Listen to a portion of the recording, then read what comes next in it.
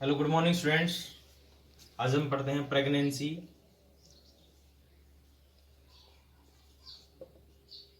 Pregnancy क्या होता है? वो टाइम पीरियड होता है, it is a time period. और ये टाइम पीरियड कहाँ से कहाँ तक होता है कि जो एम्ब्रियो है वो जब तक कंप्लीट फीटस के अंदर डेवलप्ड नहीं हो जाती, और फिर यानी कि ये कह सकते हैं कि time period, it is a time period before the birth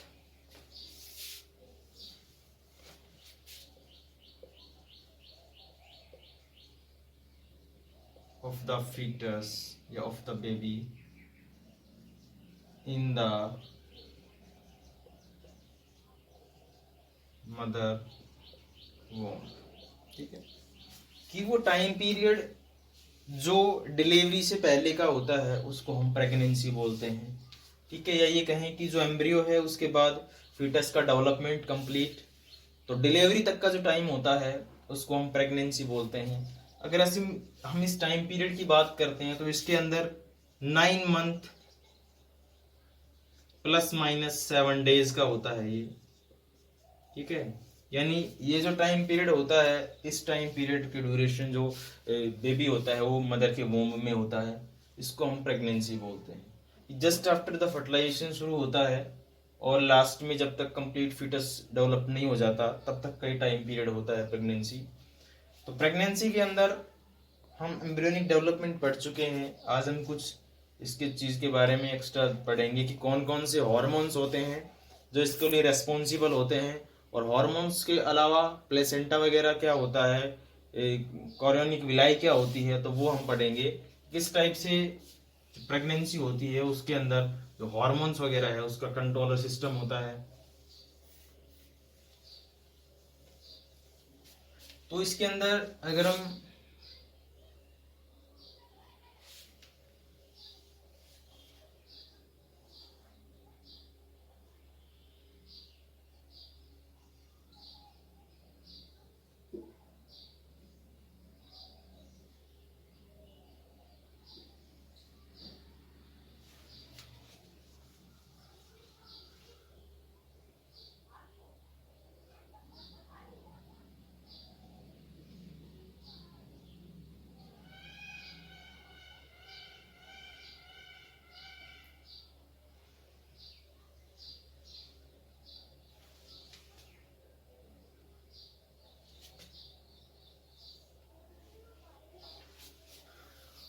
इसके अंदर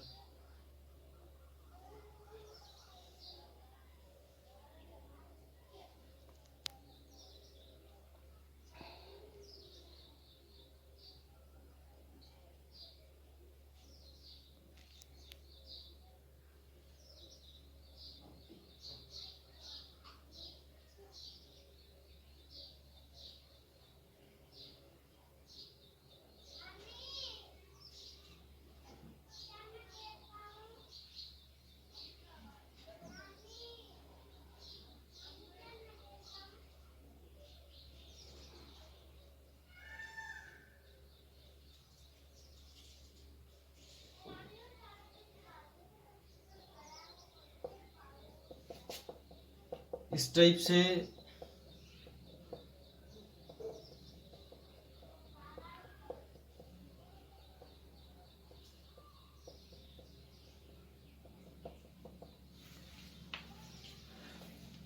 हमने लास्ट टाइम पढ़ा था कि एक ट्रोफोब्लास्ट होती है, और ट्रोफोब्लास्ट क्या थी कि हमने जो फर्टिलाइज एग था उस फर्टिलाइज के अंदर जो आउटर लेयर थी उसको हमने ट्रोफोब्लास्ट बोला था। अनफर्टिलाइज क्या है, जो एम्ब्रियो बन गई थी उस एम्ब्रियो के अंदर दो चीजें थी, एक तो outer mass of the cell, outer mass of the cell, और एक हमारे पास था inner mass of the cell. ठीक है, तो जो outer mass of the cells थी इस टाइप से, ये हमारे पास एम्ब्रियो थी, इसके अंदर जो सरफेस से जो लेयर थी, सरफेस वाली बिल्कुल आउटर लेयर जिसको हम बोल सकते हैं, तो ये आउटर लेयर जो थी इसको हम outer mass of the cells बोलते हैं, और इसी को हमने क्या नाम दिया था, ट्रोफोब्लास्ट। तो जो ट्रोफोब्लास्ट होती है वो क्या करती है, एक स्पेशल विलाई का फॉर्मेशन करती है, ये वाली जो है, और इसको हम बोलते हैं कोरियोनिक विलाई बोलते हैं इसको। ठीक है, ट्रोफोब्लास्ट होता है वो कोरियोनिक विलाई का फॉर्मेशन करता है, और जो inner mass of the cells था हमारे पास, ये inner mass of the cells जो सेल्स का बना हुआ था इस टाइप से, ये हमारा एम्ब्रियो बनाता है। ठीक है, तो एम्ब्रियो, तो ये जो बेबी है, फीटस, इसका डेवलपमेंट हो गया, और ये जो ट्रोफोब्लास्ट होती है, इस ट्रोफोब्लास्ट ने क्या बनाया, कोरियोनिक विलाई बनाया। अब एक कोरियोनिक विलाई क्या होता है, ये कोरियोनिक विलाई जो मदर का यूट्रस होता है, उसके जो यूट्राइन टिश्यू होते हैं, ठीक है, वो यूट्राइन टिश्यू जो होते हैं इस टाइप से होते हैं, यूट्राइन टिश्यू।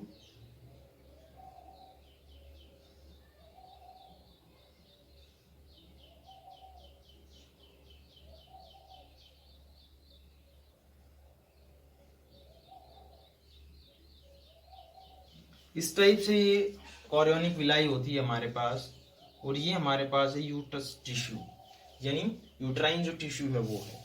अब ये यूट्राइन जो टिश्यू होते हैं ये इस टाइप से होते हैं कि ये वाला जो होता है, ये वाला नीचे वाला, ये हमारे पास क्या है, कोरियोनिक विलाई है, जो फीटस का जो मतलब है विलाई टाइप में, और ऊपर जो है हमारे पास ये है यूट्रन या यूट्राइन टिश्यू बोल सकते हैं जिसको हम।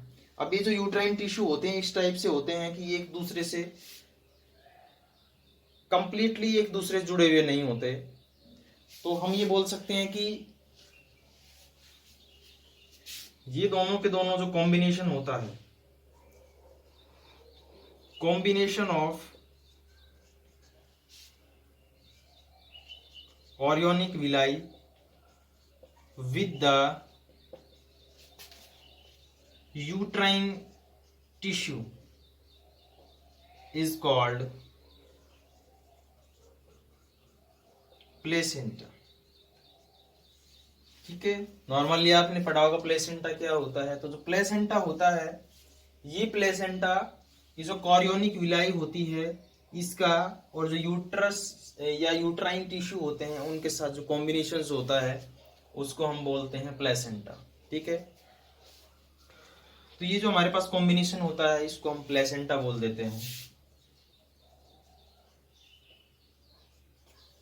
ठीक है, और ये जो विलाई होती है कोरियोनिक विलाई, ये फीटस से एक ट्यूब लाइक स्ट्रक्चर्स के से जुड़ी हुई होती है, जिसको हम बोल देते हैं अम्बाइवल कॉर्ड बोल देते हैं। ठीक है,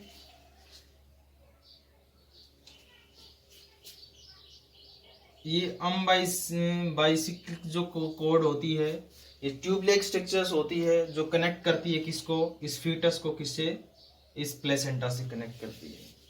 अब फीटस जो होता है, मेन फीटस जो होता है उसके अंदर उसको न्यूट्रिएंट चाहिए डेवलपमेंट के लिए, तो ये जो न्यूट्रिशन होता है ये इस प्लेसेंटा के थ्रू ट्रांसफर होता है मदर से। ये एक कनेक्शन प्रोवाइड करता है किसके बीच में, जो फीटस होता है वो और जो मदर होती है वो। लेकिन इसका जो ब्लड होता है एक दूसरे से इंटरमिक्स कभी नहीं होता, क्योंकि ये एक दूसरे से बिल्कुल जुड़े हुए नहीं होते। इसके बीच में सिर्फ न्यूट्रिशन जो होता है या वेस्ट मटेरियल होता है, गैसेस होता है, उसका एक्सचेंज होता है।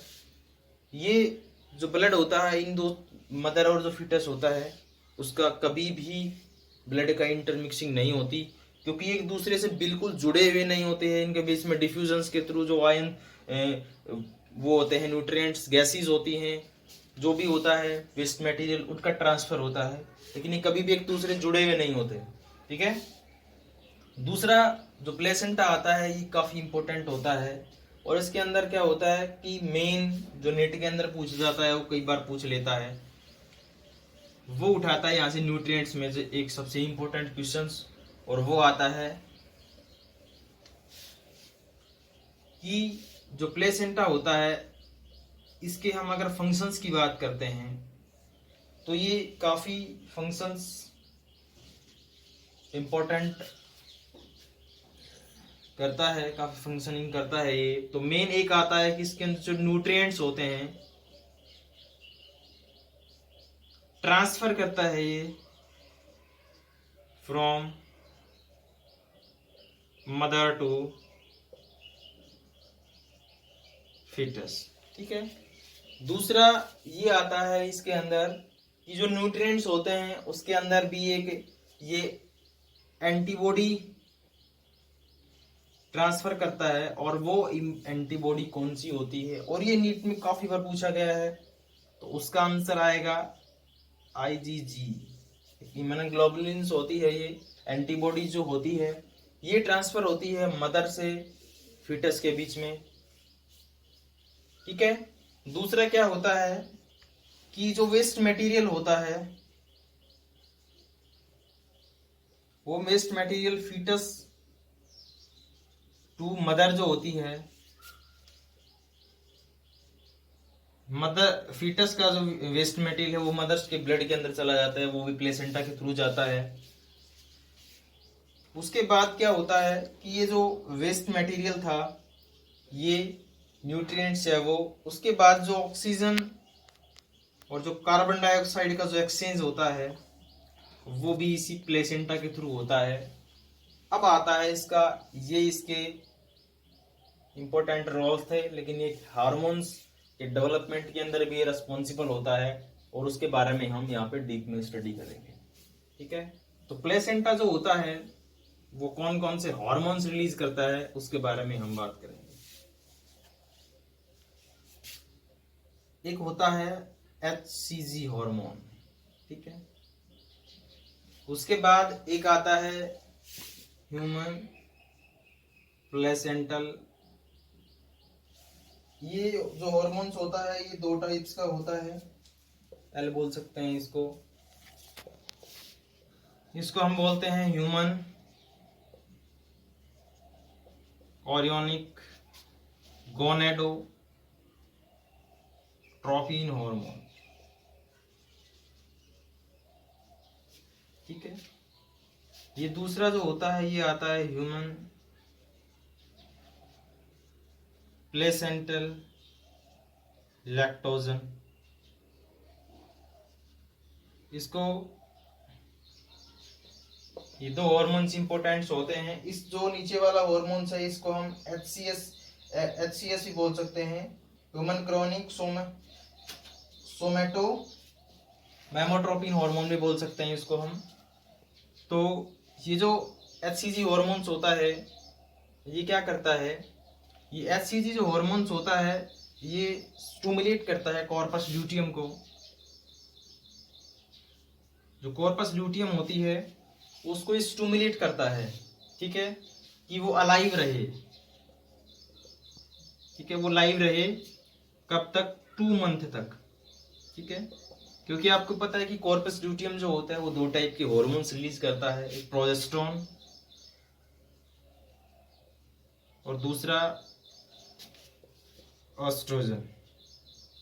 जो एस्ट्रोजन होता है वो भी रिलीज करता है प्रोजेस्टेरोन, लेकिन ये 2 मंथ तक ये जो प्रोजेस्टेरोन और जो एस्ट्रोजन हार्मोन्स होता है, ये जो प्लेसेंटा होता है ये रिलीज करने के लिए एबल नहीं होता। तो इसी वजह से ये कॉर्पस ल्यूटियम को अलाइव रखता है अपने स्वार्थ के लिए कि वो 2 टाइप के हार्मोन्स रिलीज करता रहे, ठीक है। अब क्या है कि भाई ये हार्मोन्स रिलीज करने की जरूरत क्या पड़ेगी वो बताता हूँ अभी। कॉर्पस ल्यूटियम करेगी रिलीज, ये प्लेसेंटा ने रिलीज किया HCG हार्मोन्स, और इसने स्टिमुलेट किया कॉर्पस ल्यूटियम को कि वो अलाइव रहे 2 मंथ के लिए। 2 मंथ तक ये इसको अलाइव कंडीशन में रखता है। क्यों? क्योंकि ये जो कॉर्पस ल्यूटियम होता है वो 2 टाइप के हार्मोन्स रिलीज करता है, प्रोजेस्टेरोन और एस्ट्रोजन्स, ठीक है। जो HCG होती है ड्यूरिंग प्रेगनेंसी इसका जो लेवल्स होता है वो बहुत हाई हो जाता है, और ये हाई लेवल जो होता है रफ आइडिया देता है कि जो फीमेल है या जो मतलब है वो प्रेग्नेंट है। तो HCG हार्मोन्स जो होता है उसका लेवल इस प्रेगनेंसी की ड्यूरेशन काफी हाई होता है। तो HCG टेस्ट जो होता है वो ये रफली आइडिया देता है कि नॉर्मल लेवल से जब ये ज़्यादा हो जाता है तो ये आइडिया देता है कि जो फीमेल है वो क्या है, प्रेग्नेंट है। तो इसके अंदर ये HCG हॉर्मोन्स का level during pregnancy high level हो जाता है।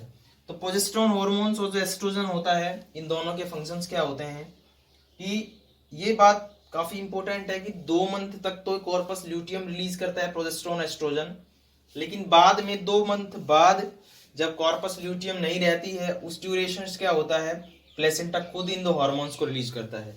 और जब प्रोजेस्टेरोन और जो एस्ट्रोजन होते हैं, इन दोनों का एक कॉमन फंक्शन होता है मेनली प्रोजेस्टेरोन को, और हेल्प करता है एस्ट्रोजन्स।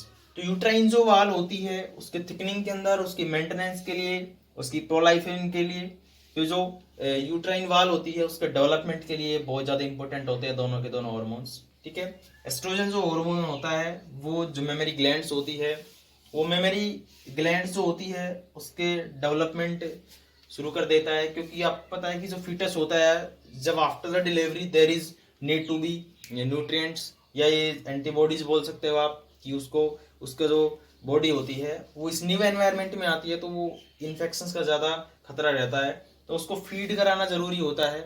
ठीक है। तो ये एस्ट्रोजन जो होता है मेमोरी ग्लैंड्स जो होती है उसके डेवलपमेंट के लिए रिस्पॉन्सिबल होता है।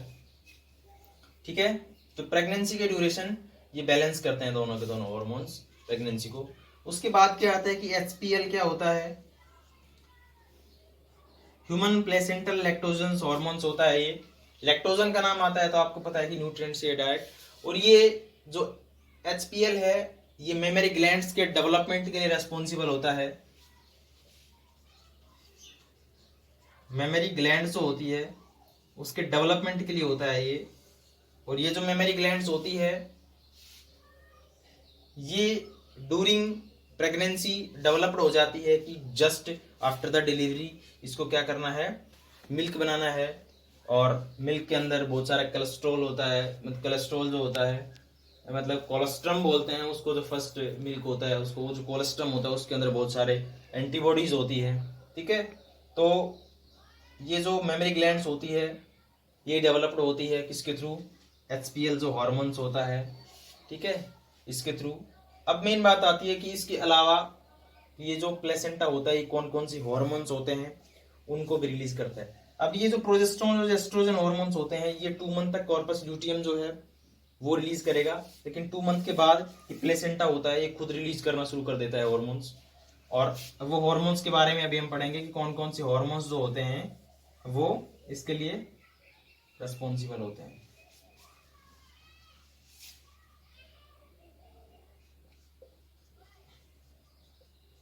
Progesterone, oestrogen, cortisol, prolactin,